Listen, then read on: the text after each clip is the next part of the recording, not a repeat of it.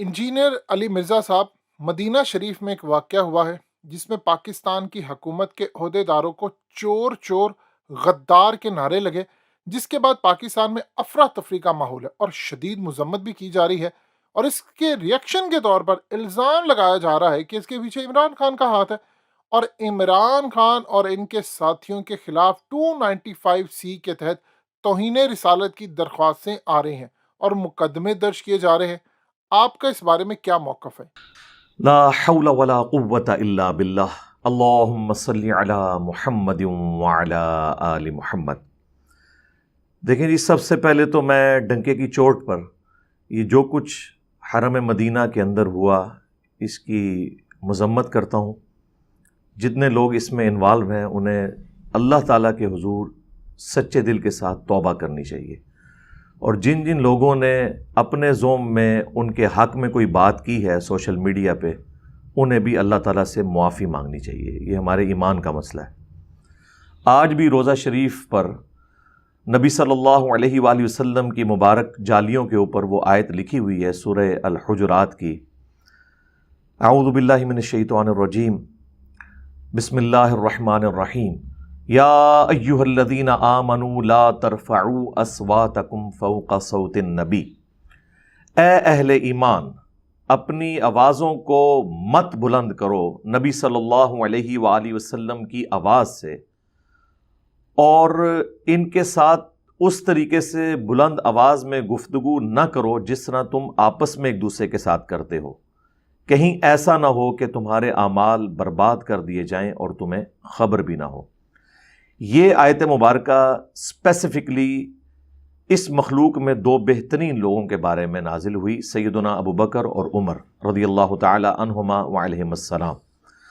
चुनांचे इसी कॉन्टेक्स्ट में सही बुखारी में हदीस मौजूद है। इब्न अबी मुलैका ताबी कहते हैं रहिमहुल्लाहु ताला, करीब था कि इस मखलूक के दो बेहतरीन लोग यानी अबू बकर और उमर बर्बाद हो जाते जब उन्होंने अनजाने में आपस में गुफ्तगू करते हुए नबी अलैहिस्सलाम की मौजूदगी में अपनी आवाज़ों को बुलंद किया। उसके बाद फिर वो हदीस बयान करते हैं कि एक कबीला नबी अलैहिस्सलाम के पास हाजिर हुआ, इस्लाम लेकर आया। आप सल्लल्लाहु अलैहि वसल्लम ने वापसी पर उनके लिए एक फोकल पर्सन मुकर्रर करना था बाद में कम्युनिकेशन करने के लिए। तो सैयदना अबू बकर ने एक शख्स के हक़ में मशवरा दिया, तो हज़रत उमर ने मुखालफत करते हुए दूसरे शख्स के हक़ में।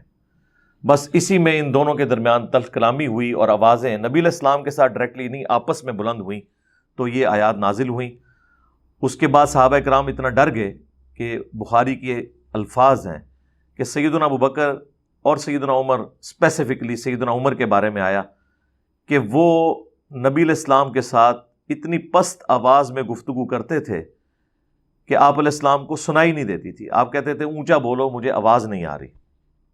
अल्लाह ताला ने उनके इस एक्ट के ऊपर फिर अगली आयात नाजिल की, इन्नल्लज़ीना यग़ुद्दूना अस्वातहुम इंदा रसूलिल्लाह, बेशक वो लोग जो रसूलुल्लाह के हुजूर अपनी आवाज़ों को पस्त रखते हैं, यही वो लोग हैं जिनके दिलों को अल्लाह ताला ने तकवे के लिए चुन लिया है और इनके लिए मग़फ़िरत और अजर अज़ीम है। तो ये सहाबा किराम का एटीट्यूड था इस हवाले से।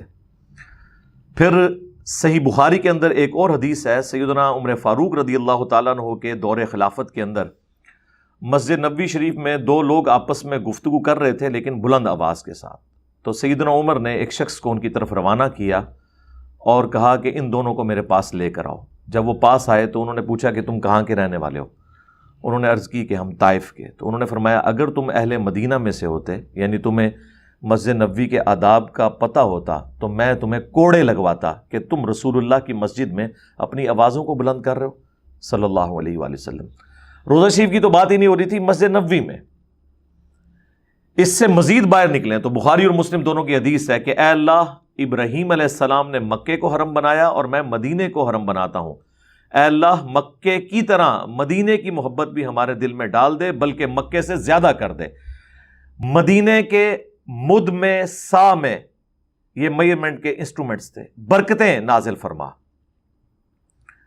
और फिर बुखारी मुस्लिम के अल्फाज हैं कि नबी सल्लल्लाहु अलैहि वसल्लम ने फरमाया, जो शख्स मदीने में बिदत को जारी करे उस पर अल्लाह की लानत, अल्लाह के फरिश्तों की लानत, تمام لعنت کرنے والوں کی لعنت، اور قیامت کے دن اللہ تعالیٰ نہ اس کا کوئی فرض قبول کرے گا نہ کوئی نفل قبول کرے گا۔ اب یہ اس پہ کم از کم بخاری مسلم میں 50 احادیث ہیں حرمت مدینہ کے اوپر، وہ میں فی البدی 1 گھنٹہ لگ جائے گا بیان کرتے ہوئے، لیکن میں نے یہ چند ایک چیزیں آپ کے سامنے رکھی تاکہ آپ کو اس ایشو کی سینسٹیوٹی کا اندازہ ہو۔ یہ کوئی عام معاملہ نہیں ہے، قطعاً نہیں ہے۔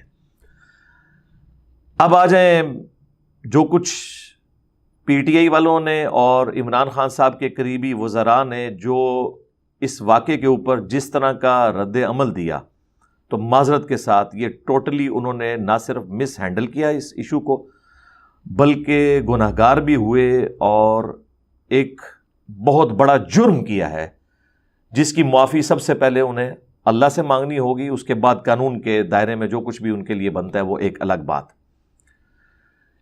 ان کو اندازہ نہیں تھا، یہ سمجھتے تھے کہ ہم عمران خان صاحب کی جو پاپولیرٹی ہے اس کی آڑ میں اس ایکٹیویٹی کو چھپا لیں گے، اور جب تک عوامی رد عمل سامنے نہیں آیا تھا ان کے چند نااہل قسم کے وزراء اس کو کیش کروا رہے تھے کہ یہ ہماری کامیابی ہے کہ حرم مدینہ کے اندر اس طرح کی ایکٹیویٹی پرفارم ہوئی۔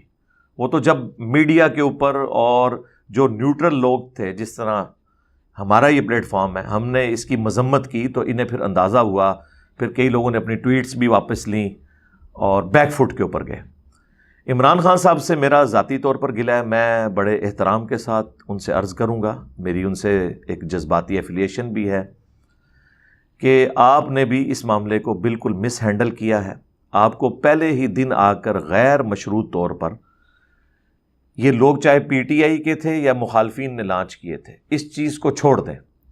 آپ کو اس واقعے کی مذمت کرنی چاہیے تھی، اس کے بعد یہ کہنا چاہیے تھا کہ جن لوگوں نے یہ کیا میں ان سے اعلان برات کرتا ہوں، وہ اللہ کے حضور معافی مانگے، لیکن آپ نے یہ نہیں کیا۔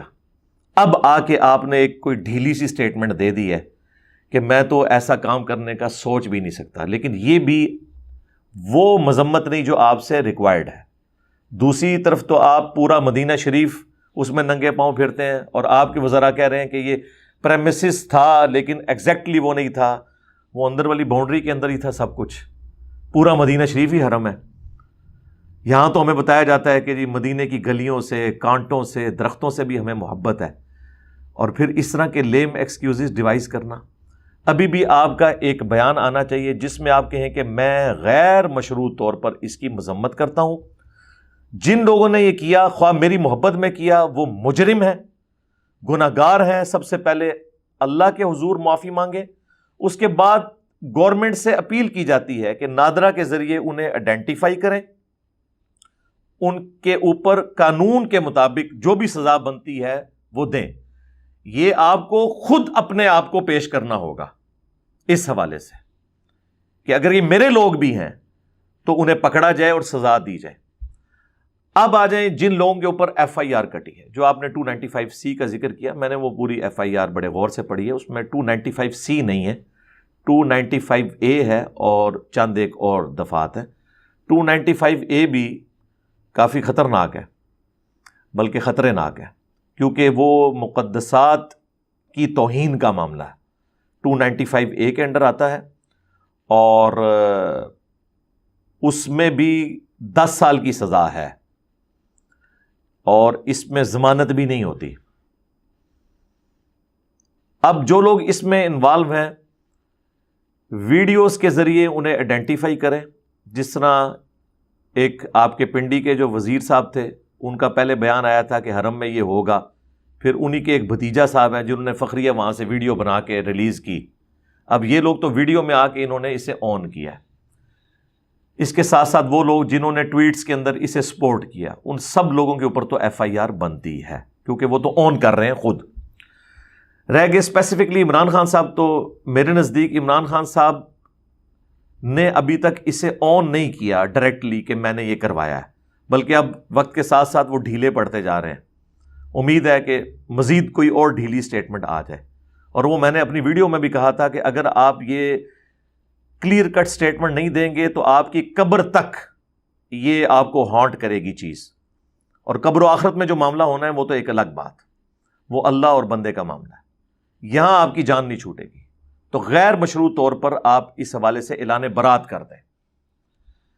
عمران خان صاحب کے اوپر ایف آئی آر میں نام رکھنا میرا خیال ہے یہ زیادتی ہے، میں اسے کنڈیم کروں گا، اور میں جو انٹیریئر منسٹر ہیں ان سے بھی ریکویسٹ کروں گا کہ سورۃ المائدہ میں اللہ تعالیٰ نے واضح طور پر فرمایا وَلَا يَجْرِمَنَّكُمْ شَنَآنُ قَوْمٍ عَلَىٰ أَلَّا تَعْدِلُوا اعْدِلُوا هُوَ أَقْرَبُ لِلتَّقْوَىٰ۔ دیکھو کسی قوم کی دشمنی تمہیں اس بات پر نہ ابھارے کہ تم انصاف کا راستہ چھوڑ دو، عدل کرو، یہی تقوی کے قریب ہے۔ یہی وہ پورشن ہے جو ہماری عدلیہ کے باہر بھی لکھا ہوتا ہے، جو رات کو 12 بجے بڑوں کے لیے تو کھل جاتی ہیں، چھوٹوں کے لیے نہیں، اور لاکھوں کیسز پینڈنگ پڑے ہوئے ہیں۔ کاش اس طرف بھی یہ لوگ توجہ دیں۔ اور یہ اسپیسیفکلی آیت مسلمانوں کو کہا گیا کہ آپ نے مشرکین عرب جو پکے کافر تھے، مسلمانوں کے دشمن تھے، ان کی دشمنی بھی آپ کو اس پہ نہ ابھارے کہ آپ ان کے ساتھ بھی زیادتی کریں۔ تو عمران خان صاحب تو ہمارے کلمہ گو مسلمان بھائی ہیں، باقی سارے پی ٹی آئی والے، نون لیگ والے، جتنے لوگ ہیں یہ سب مسلمان ہیں، کلمہ گو ہیں، تو ان کے ساتھ تو بدرجہ اولا ایسا ہونا چاہیے کہ آپ ان کی دشمنی میں کسی ریڈ لائن کو کراس نہ کریں۔ یہ میرا مشورہ ہوگا۔ اور ساتھ ہی ساتھ یہ جب اس طرح کی کمپین چلتی ہے کسی پولیٹیکل لیڈر کے خلاف تو عدالتوں سے وہ بری بھی ہو جائے، عوام اسے معاف نہیں کرتی ہے۔ عمران خان صاحب اس معاملے میں تھوڑا لیٹ ہو گئے ہیں، لیکن ابھی بھی کچھ نہیں بگڑا، فوراً غیر مشروط آ کے اس سے اعلان برات کریں۔ ادروائز آپ کو پتہ ہے کچھ عرصہ پہلے ہمارے اسی ملک پاکستان میں پنجاب کے گورنر کو اسیسینیٹ کر دیا گیا تھا۔ میں تو اب عمران خان صاحب کی سیکیورٹی کے حوالے سے بھی کافی پریشان ہوں، جو ان کے ساتھ اٹیچ ہے، اس کو بھی بڑا دقت نظر سے دیکھنے کی ضرورت ہے۔